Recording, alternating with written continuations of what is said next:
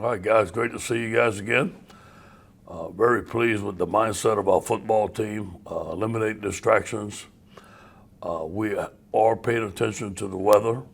We're still practicing. If anything gets too dangerous for our football team, obviously we will not practice. But it looks like we're about to practice all week right now, and our plans are to practice all week. And we'll take it day by day. This is a big teaching week for us. We're still a ways away from playing a game. Our guys are still teaching. They're still learning. Our coaches are doing a tremendous job. We're still installing. Today's a red zone day. And it'll be the 5th time that we install this red zone. Obviously, we add into the package. But every day there's a daily theme of situations that we're installing and getting better at. I think his team is practicing very well. We're staying free of injuries for the most part. We haven't had many injuries, which I'm very proud of. Our team is in good shape. Our quarterbacks are looking good. Obviously, we're strong at receiver. The tight end group looking good. Offensive line's coming together. Bo's defense is flying to the ball, so I feel good about our team right now. But obviously, we got some improvement to make and ways to go.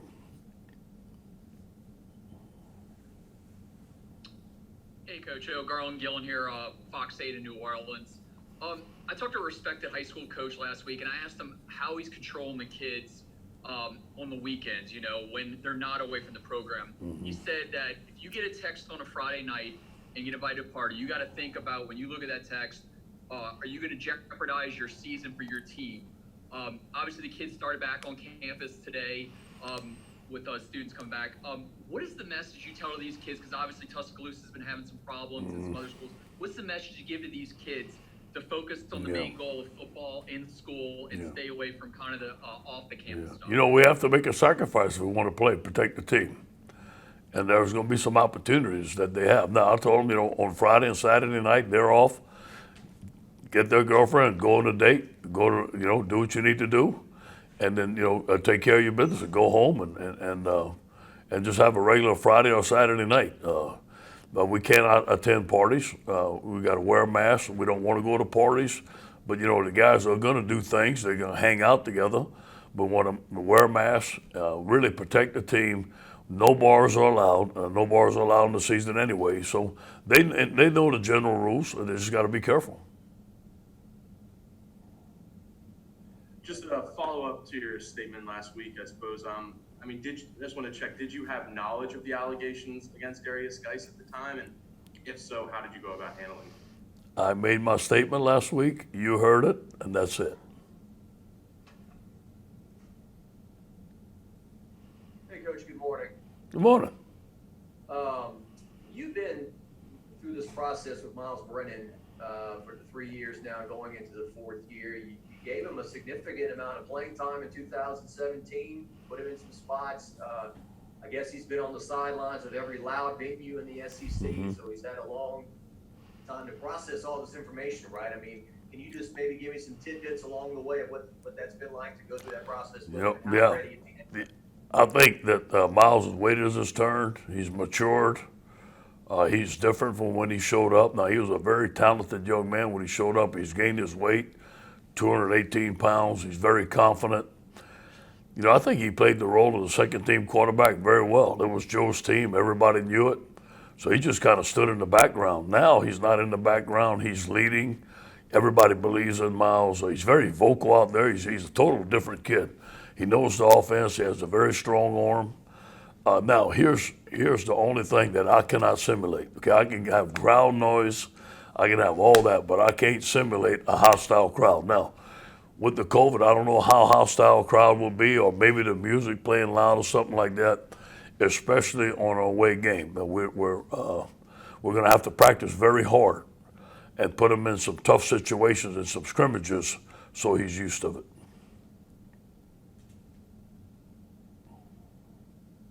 Ed, you were talking about Jabril Cox earlier today, said he looked like one of the best players out there. What do you see from him that makes him that great? Yeah. Obviously, y'all had great linebackers in the past. First of all, he came up with a great attitude. I mean, I said this morning, man, I haven't heard him say a word. Hey, Coach, maybe if I say hello to him. But he's focused, razor sharp, He's always studying. Very smart. He knows the defense. He's very fast. I think Jarrell's about 6'3", about 225, 230, and can run, can key and diagnose. Obviously, he has a lot of experience of playing the position. He's a physical tackler. He can key and diagnose. He can shed blocks well. He can rush the passer well. He drops in coverage. He's a complete linebacker. Coach, you always talk about the resiliency of this area and just in terms of bouncing back from anything with the hurricane coming up. Just, how would you assess the resiliency of this area and how has it affected you guys this week, that looming? It's something we got to deal with. Hurricanes are something we deal with year in and year out in Louisiana. We're still here, we're not leaving. So, but you know what? There's a lot of information nowadays. There's a lot of things that warn us about things that are coming, and then how to be safe and stuff like that. So our guys know how to do that.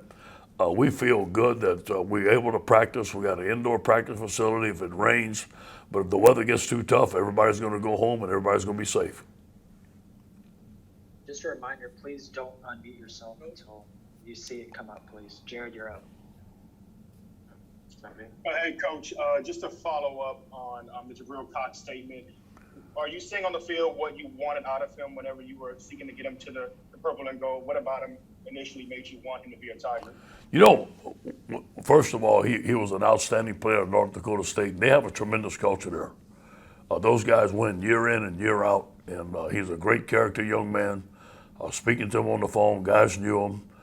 So he came highly recommended. Now, the thing I saw on film is a big linebacker that can run and hit and key and diagnose. I didn't know he was going to be that good. I think this guy is going to have an excellent year at LSU. He definitely is an SEC linebacker. Obviously, he was overlooked in recruiting, but here's his shot. The thing I think that I like most about Jabril is his maturity. I mean, he came in there focused. He was going to win the starting job and be a great player. Hey, Coach, I just have a quick question about, some of your freshman backup quarterbacks. I know you said, time and time again that Miles is, it's his time, but just kind of how prepared are the freshmen right now, and just kind of how have you seen that battle kind of develop in the last couple of weeks? They're fighting really hard. They're here on their own studying. I couldn't ask for two better young men as far as character, as far as smarts, as far as talent. TJ Finley's throwing a great ball right now. He has improved in his throwing. Coach Hensming has done a phenomenal job with him. He's having an outstanding camp. And then Max Johnson is doing a tremendous job. Can run. He's a lot faster than I thought he was. He's left-handed, throws a nice ball, very accurate. He's calm in the pocket. But right now, Miles is our starting quarterback. None of them have beat him out, but that doesn't mean that can't happen. We haven't had no scrimmages or preseason games, but things are looking good at quarterback. Now, we got to stay healthy. We only have 3 scholarship quarterbacks.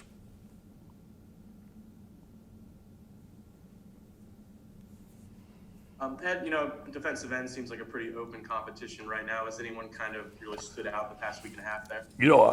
I really like Andre. I really like the work that he's doing. Travez Moore is starting at left end right now. It's Travez's senior year. He's done a good job. And behind him is Ali Gay, who's done a tremendous job. And then the freshman, B.J. Ojulari, again, yesterday he had 4 or 5 sacks. And you're going to see him on third down. He's definitely considered a starter in the rotation. Phillip Webb is doing well. So those guys are looking good. Jarrell Cherry, we moved in to defensive tackle. Sony could play defensive end or defensive tackle. Those are 2 guys that are having a tremendous camp. Their opportunity has come. They're showing us that they can do some things.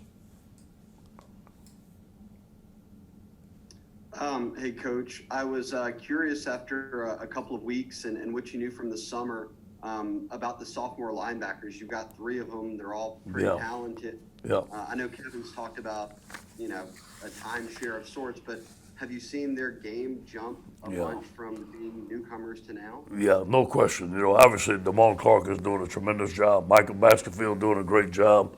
Ray Thornton is doing a good job. That's a transition when you go from defensive line to linebacker. Devontae Lee is doing a great job. I'll tell you what, Bo's done a tremendous job with those guys. They're all making progress. And Josh White and Antoine Sample can run. They're very fast.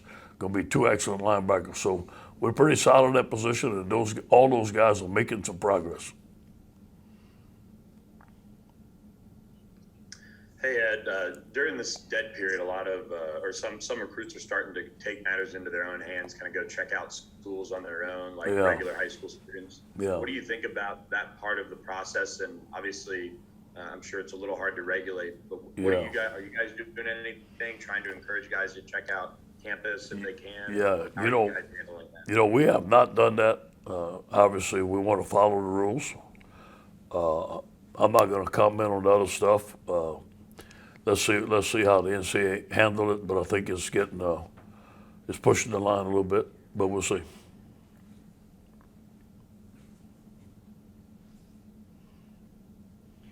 Hey Ed, that third wide receiver position outside of Terrace Marshall and Jamar Chase, who's standing out there so far in preseason? Well, obviously Racing McMahon. Racing's doing a great job. Racing's going to be a starter for us. John Trey Kirkland's doing. Bute's doing a good job. All those guys are doing a great job.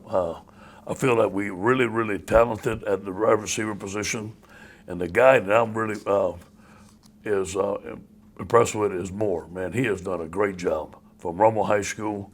I think that he is going to have an excellent freshman year.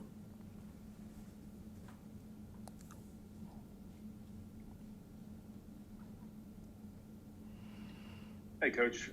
Thanks for doing this again. Just the transfers. You touched on Jabril, and you've had so much success with your transfer process, or maybe you just hit on some key guys in key places. We've seen Liam obviously come in as well. Could you speak to that process of how it starts and the evaluation and then the final go-ahead for a guy? First of all, we identified needs, and we list them on the board. And obviously, when Joe Burrow came, it was quarterback. This year was linebacker and offensive lineman. So we identify the need, then we go find the guys that are available. We look at them on tape, and then recruit the heck out of them. And I will say that we've done very well. Liam Shanahan is going to start for us at center, as it looks like now. Jabril Cox is going to start. Joe Burrow, our kicker, we've done a tremendous job. So our guys have done a good job. I got to give credit to our recruiting department, to Colin DeAngelo. He runs that. Those guys get all the names. Derek Panamsky, he gets the names for me. We look at them. We watch them on tape. We call them. We're on top of it. We're very proactive in that department.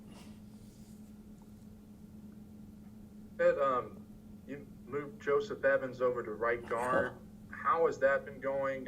Heard you said he's been looking impressive, and that seems to be an open position. Is he pushing to start? How's that look?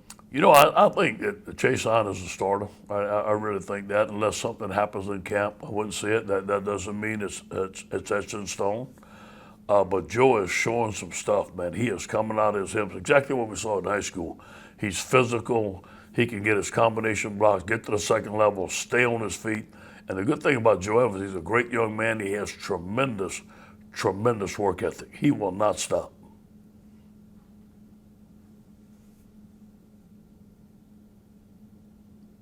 Yeah, Coach. Kind of keeping along that offensive line. Last year you guys brought in a couple really highly touted guys: Cardell Thomas, Anthony Bradford. Where are you seeing those guys develop? Yeah, those guys are a little bit behind right now. Now Cardell has lost some weight. He's faced some injuries. They're a little bit behind. Anthony's still battling the weight problem. Those guys right now are not in it too deep. Obviously, they still earn their way up. But I talked to them the other day about picking them up. I still believe that those are two tremendous young men, and they can be outstanding players for us, but they have some things they have to improve on. Hey, Coach O, this is Garland Gillen again. I know you talked a lot about Avery Gilbert, and when we finally got to see video of him, he looks like a man's man. I mean, just a big dude. I know Derek Stingley Sr. said off the bench this morning that he blew right by Derek on a route. Once you got him on campus and now you see him with pads on, what kind of dangerous weapon is this guy going to be? And he can play wide receiver, everything for this team. Eric is the type of tight end we've been looking for to stretch the field. Yesterday, we ran a vertical route right up the field. He beat the Mike linebacker, touchdown. That's a dagger in the heart to the defense. But we can spread him out. He can play X. He can play Z. He's a good player. He's a physical player. 6'5", 251. We have red zone today. I mean, just like in the backyard of Salafus, right? Just throw the alley-oop, catch it, and touchdown, right? So there's a lot of things that he can do, but he's a tremendous young man. I was leaving the office on Sunday. He was coming to study tape on his own. Very, very driven. I think he's going to be an excellent player for us. The thing I like about the tight end position is we switch the mindset of our tight ends are blockers. Our tight ends are now receivers. They can stretch the field. They're athletes, and they can block. Hey, Coach, is there any scenario where we're looking for a number three? Can you say that again?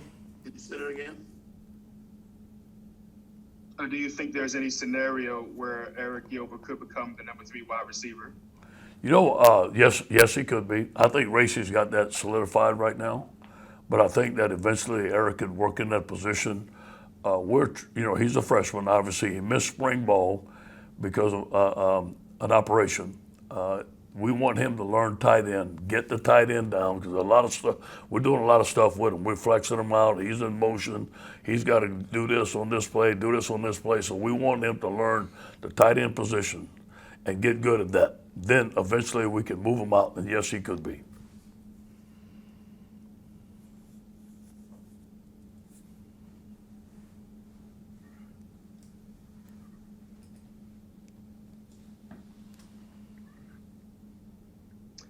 Hey, Coach, this is Josh Sibley with Louisiana Gridiron Football. You've talked about how Tiger Stadium is considered goes along with your winning edge. How would not playing playing inside a stadium at not full capacity go along with that winning edge? Definitely, we'd have to make an adjustment in our mindset for sure. And I do believe whatever crowd that they're going to have is going to be a winning edge. They're going to be loud and proud, no question. Be excited to watch us play. But it's something that, just like I told our team, we got to adapt and adjust. This is a different time for us, but that doesn't mean we can't play football. That doesn't mean we can't be focused and execute just the way it. We have to create our own emotion. And I know our players are used to doing that. You can see us come to practice, we're clapping, we're loud. So we just got to have to be extra emotional.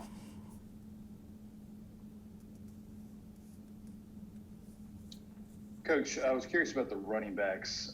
We saw Clyde and his versatility last year. Yeah. The thing that I wonder about the new guys is how much or how well are they doing the intangibles, whether it's the pass pro or the decoy outs, just those kinds of things.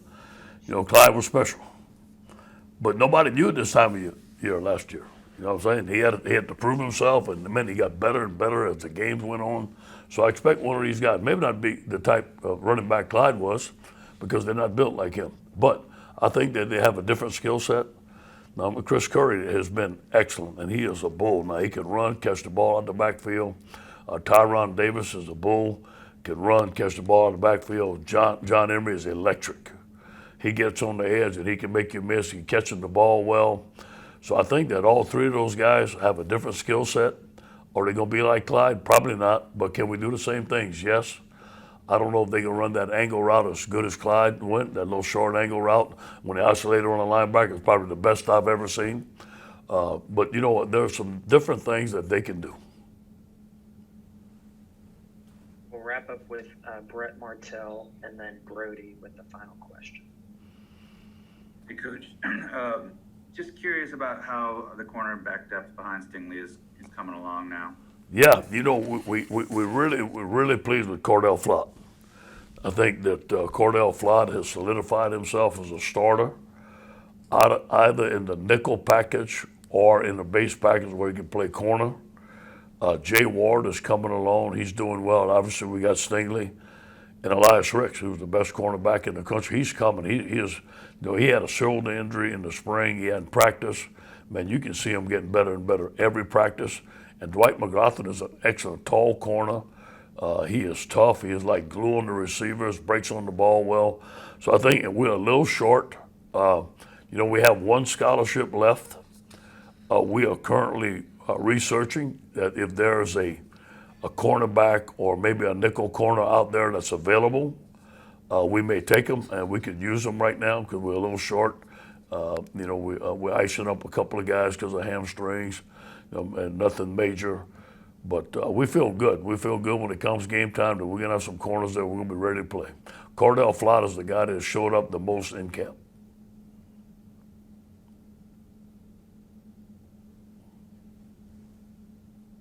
And to build on that, I guess at safety, I mean, next to Jacoby Stevens, out of those other group of guys, has anybody else really stood out? Yeah, Mo Hampton's gotten in good shape. He's lost a lot of body fat. He's leaner. I talked to him yesterday, how happy I am to see him in great shape. He's really showing up and doing some good things. We consider him a starter right now, along with Tyron Harris. Jordan Tolles is going to be an excellent freshman. Jordan's almost up to, I think, 218 pounds right now. He's going to be a big safety. He's a thumper. Obviously, he's learning the situation. He's learning the new defense. I think we're really good at safety. And then Cam Lewis is having a good spring.